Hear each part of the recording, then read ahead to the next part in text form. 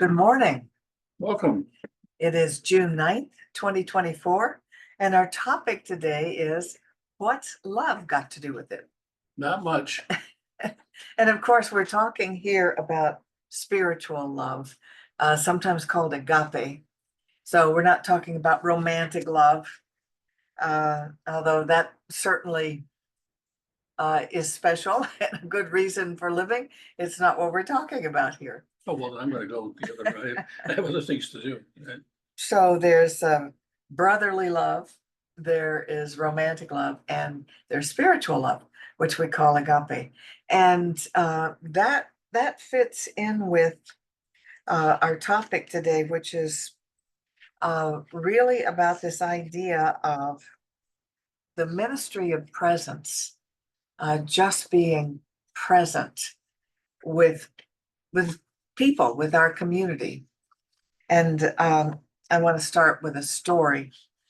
In the year 2000, a Jesuit priest, Reverend James Martin, received devastating news that his father was diagnosed with lung cancer. And one of the people who helped his family through this was Sister Janice Farnham, Martin's professor of church theology from seminary. And she had gotten close to his father and said she wanted to come visit him. And he knew this was a long journey for her, a 5-hour train ride, but she wanted to come. And so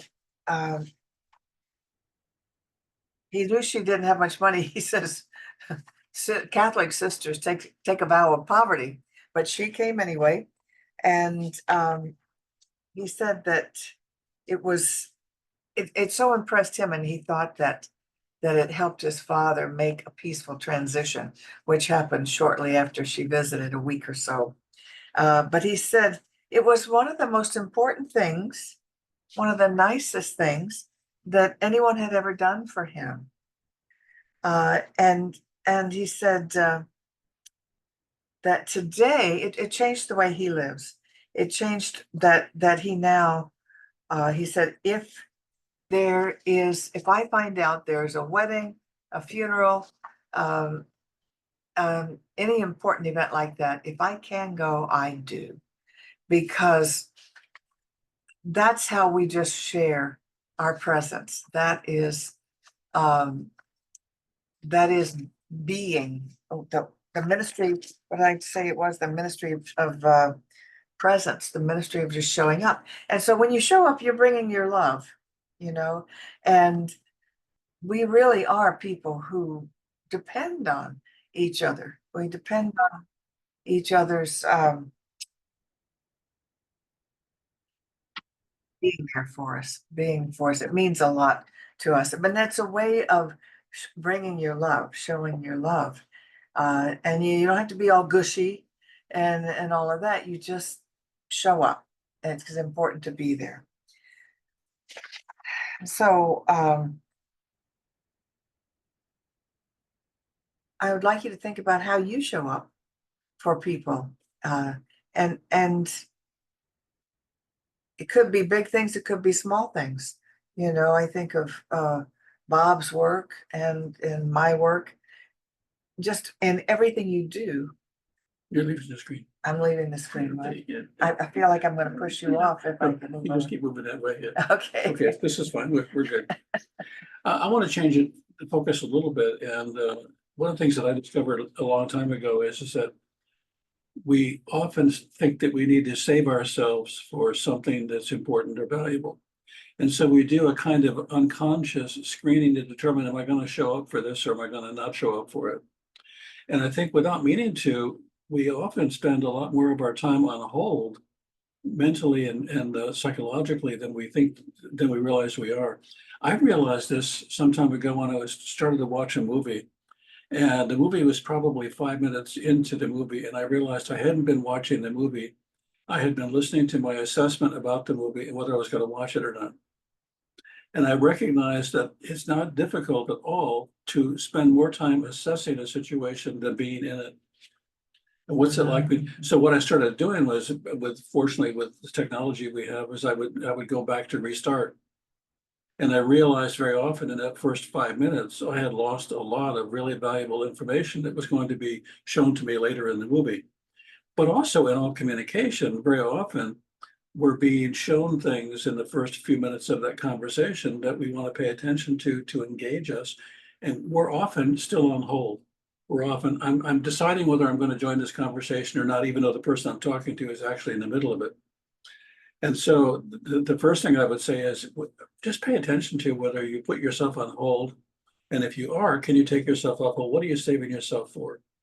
And I think we need as much practice as we can of being present, which is what you're talking about. But the being present in every situation then begs another question. And the question that I would ask is, who are you being? Who are you in every situation? Am I my whole person? Am I everything I can be? Or am I holding a lot of me back and I'm saving me for some other occasion, which is more valuable or more important, or that will stir my imagination in a deeper way? And so without meaning to, we inadvertently screen out a lot of the world that we live in and then wonder why the world starts to feel hollow to us or empty. Mhm. Why we feel alone. Yeah, we're alone because we're actually making ourselves alone. And we may do that as a protective device. We may do that in order to feel safe. Like I said, I mean, what I discovered is there's this illusion that we're saving our energy for the right thing rather than going ahead and experiencing it.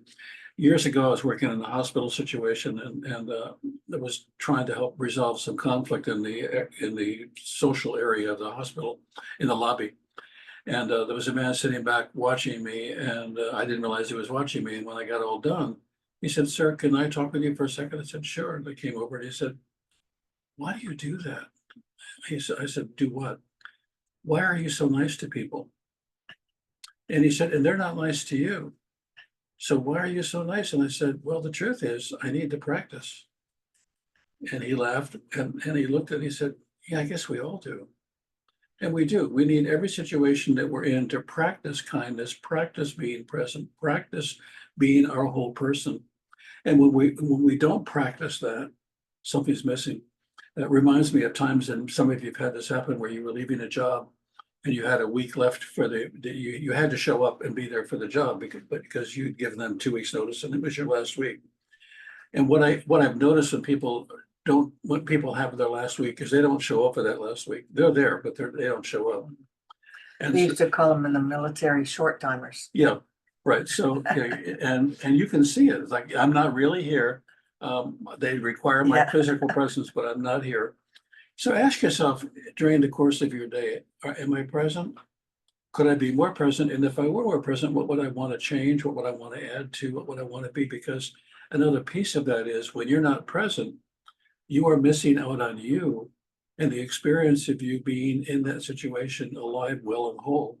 And that's an important piece. Yeah, and so we might even ask, what does love have to do with it?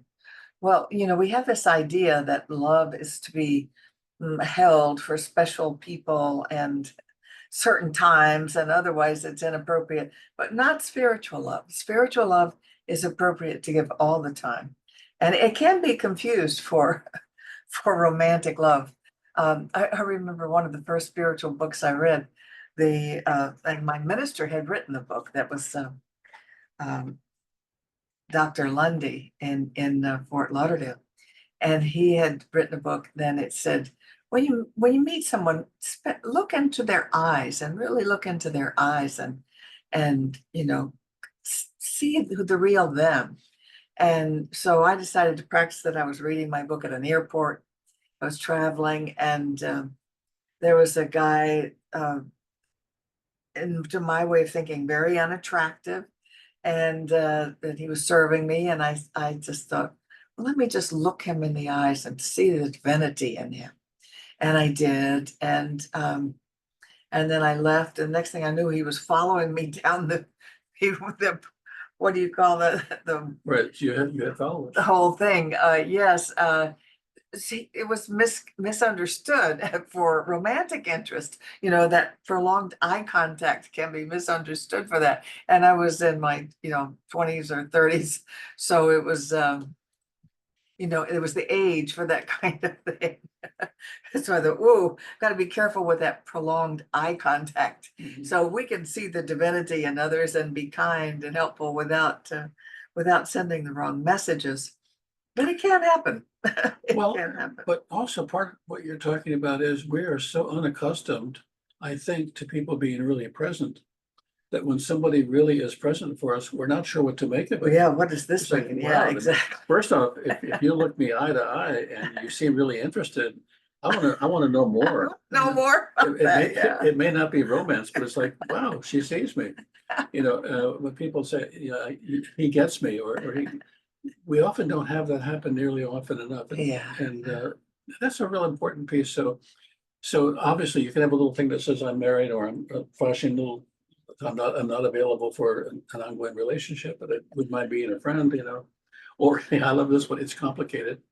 Well, this book, my minister, it was recommending that when you look at people, you say to yourself, I see the divinity within you. Yeah. And I think that is a good way to be present, to bring the love to the situation, the spiritual love, but you must be a little careful. It could be misunderstood. I was on Facebook a while back and somebody asked me, are you single or are you married? I said, I'm married. And the answer that came back was, how married? And I said, it's complicated. Uh, so immediately, tell me more about how it's complicated. I said, I've been with her for 36 years. I love her dearly. I would not want to live life without her. It's complicated. That person stopped messaging me.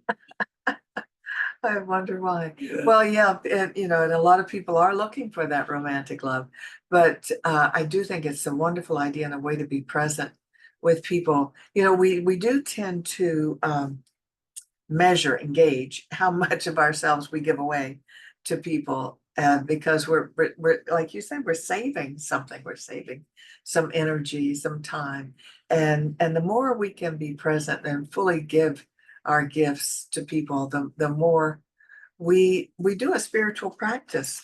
And the more we allow other people to give their gifts, Yes, because when somebody is doing the very best they can to communicate with us and we're not that interested, then everything that they are putting forward, which may be take a great deal of effort for them, is being lost. right. And the message to them is, you're not that important.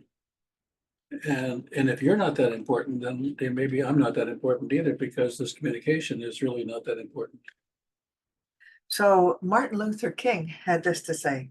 He said, if you want to be important or recognized or great, wonderful, but know that he who is greatest among us are those who serve. True greatness, that's true greatness, and anyone can be great because anyone can serve. You need only a heart full of grace, a soul generated by love, and you can be a servant.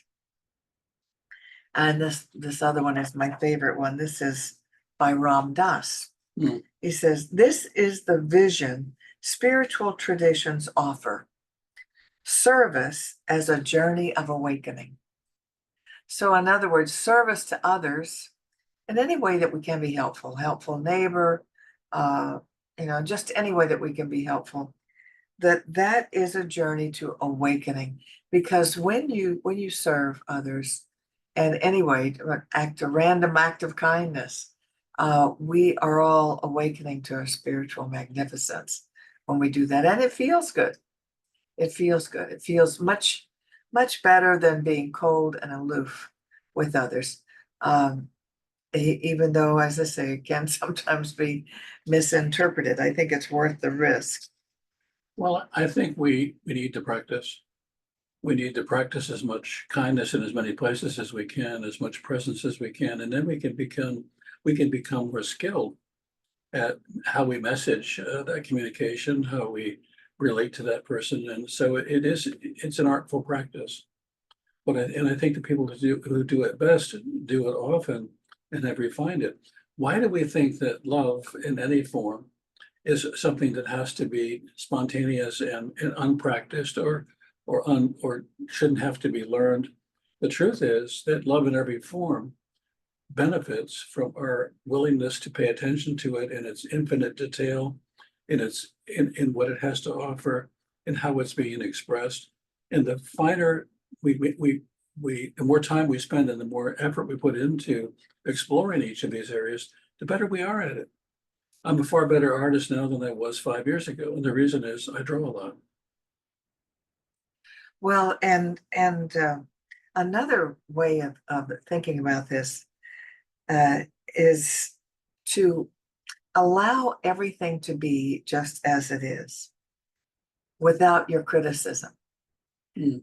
Without your criticism. And this is really thought-provoking, a thought-provoking idea. How would I be if I were not critical of politics, of the way the world is right now?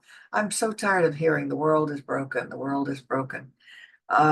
It's so unhelpful. It is just totally unhelpful. And our media promotes it. And if we could just notice, for example, we could notice how global warming is affecting everybody in the world without criticizing it. That doesn't mean that you don't do things that you can to help. It's fine to be helpful, but if you can do it without criticism, it makes it not so impossible. If you criticize our politics, the world, global warming, you just are in the stew of it. You're not being helpful. You're not changing it. So if we could just, and Ernest Holmes said this, he'd like to see, one person who could just without criticism accept the world as it is. What I think we should do, each of us, we need to go to a fine store and buy a black robe, a really nice black robe that will fit us. And then every time you move into judgment, you have to say, I gotta go put on my robe. Because then Then you can be the judge. You can be the judge, right? And so often we wear that robe and other people think, excuse me, are you wearing a robe? No, no, not me. I'm just giving you my reasons why I can't be engaged, can't connect, can't change things, can't improve things, Exactly. why the world is the way it is and why I opted out. And I don't think we have to tell a story about why we opted out. We need to be able to create a way in. And the way in is to accept that this is the way things are at this point in time as I see them. And a part of that too is that almost everything that is being rebuilt has to fall apart. And before a new building can be erected, the old one has to be destroyed. And I think we look at all of the destruction and think there's nothing being built. And that's not true. But we're the builders. And we can opt out or we can opt for judgment to explain our opting out. It's not, as you said, and I think really beautifully, it's not helpful.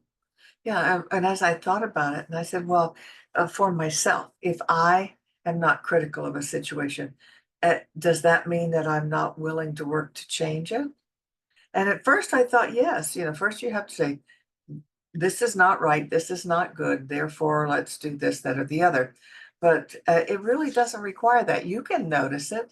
You can notice it and that it's not ideal without criticizing it and still work to make it better.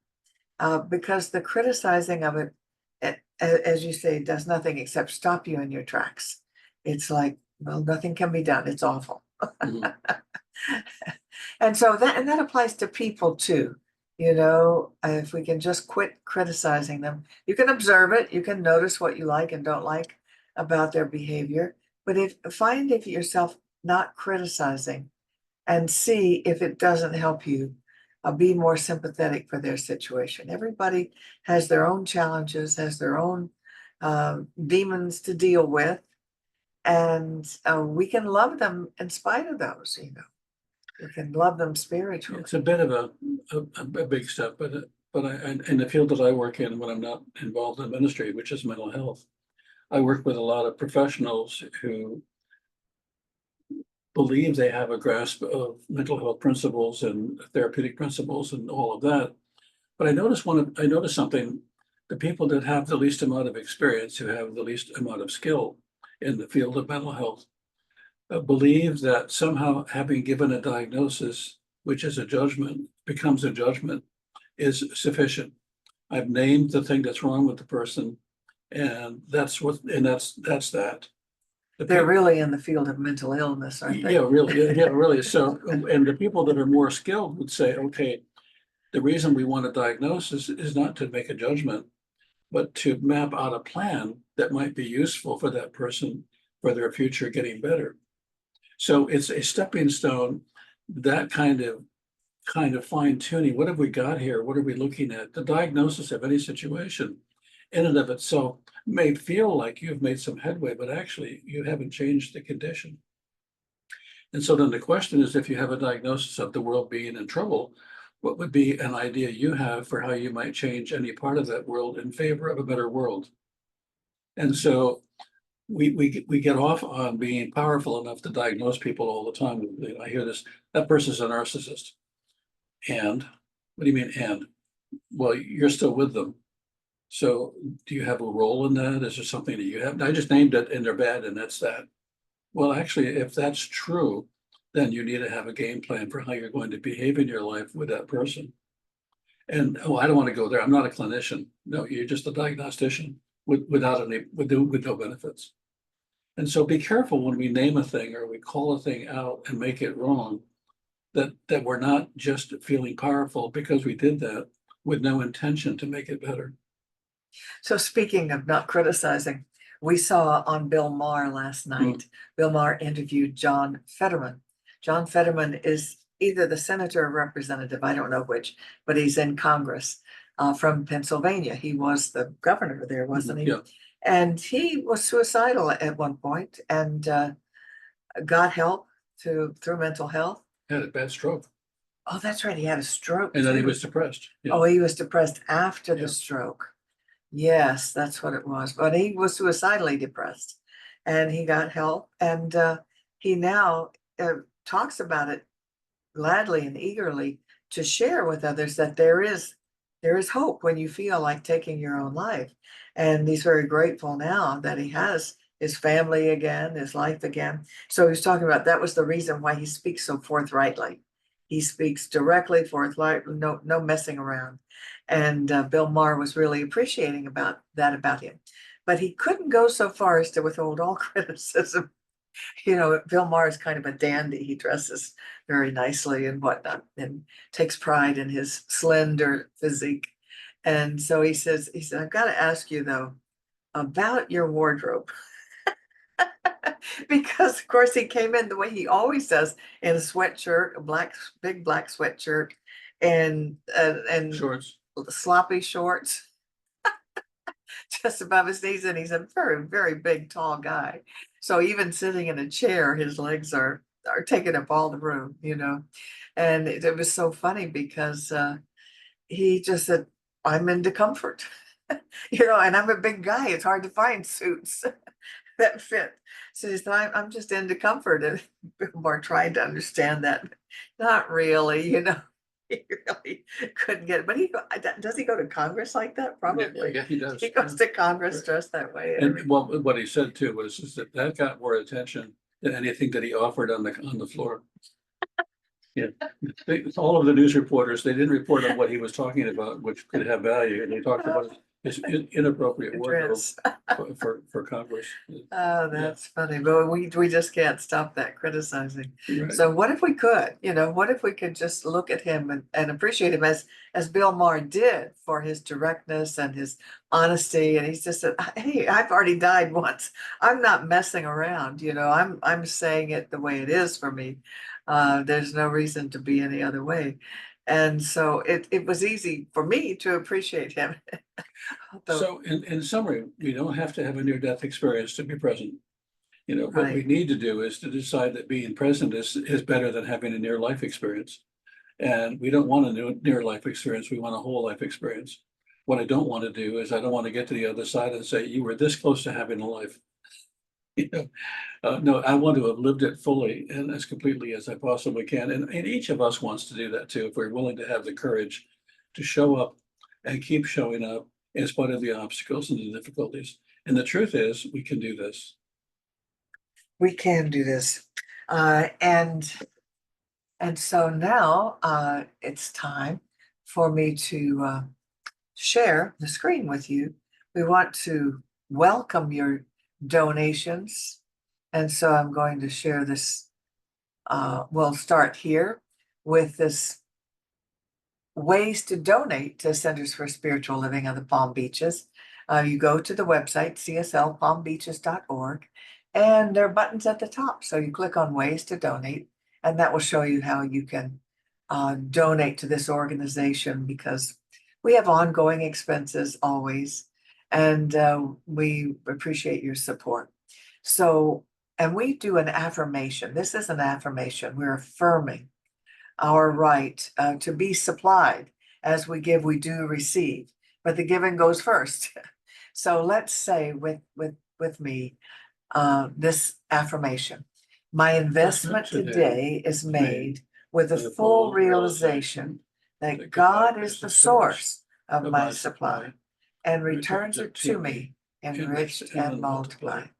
And so it is. And then before we get off the screen share, I assume you can see, I hope you can see this flyer for our last class in the Spiritually Speaking series, which is called Living Richly. So what that will be this coming Saturday, the June 15th, from 1 to 4 p.m. local time here, Florida time. And Dr. Pamela Gray has written a wonderful book that is the source of this class. It's based on Dr. Barker's book on the power of decisions, but she's added so much to it. And I am co-teaching with her, and we have Katie Rox Bagatti, who's also sharing with us and doing our Zoom technology. So we want to invite you, because this is the last one and we will of this series, and we will be summarizing it, summarizing how to live happily, how to increase your creative self-expression and health and well-being, but especially living richly. And that's more than about living with more money. It's about having a rich experience in life. So we'd love for you to join us. And you know, it's on our website also on the first page and under classes. This is how you sign up. You click on poweryourdecisions.com. And here it is to poweryourdecisions.com. And you get registered. So I wanted to tell you about that. What are you doing? Stop the share. Thank you. Okay. And now stop the, You took my mouse. I know. And stop recording. There you go.